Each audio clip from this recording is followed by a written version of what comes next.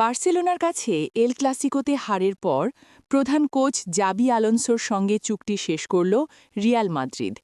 ক্লাবটি জানিয়েছে, পারস্পরিক সমঝোতার ভিত্তিতে এই সিদ্ধান্ত নেওয়া হয়েছে। এক বিবৃতিতে রিয়াল মাদ্রিদ জানায়, রিয়াল মাদ্রিদ সিএফ ঘোষণা করছে যে ক্লাব ও জাবি আলোনসোর মধ্যে পারস্পরিক সমঝোতায় প্রথম দলের প্রধান কোচ হিসেবে তার দায়িত্ব শেষ করার সিদ্ধান্ত নেওয়া হয়েছে। বিবৃতিতে আরও বলা হয়, জাবি আলোনসো সবসময় রিয়াল মাদ্রিদাস তাদের ভালোবাসা ও সম্মান পাবেন, কারণ তিনি রিয়াল মাদ্রিদের একজন কিংবদন্তি। তিনি সবসময় আমাদের ক্লাবের মূল্যবোধ তুলে ধরেছেন। রিয়াল মাদ্রিদ সবসময় তার ঘর হয়ে থাকবে।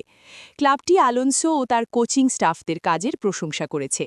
বিবৃতিতে বলা হয়, এই সময়ে তাদের কঠোর পরিশ্রম ও নিষ্ঠার জন্য ক্লাব জাবি আলোনসো এবং তার পুরো কোচিং স্টাফকে ধন্যবাদ জানায়।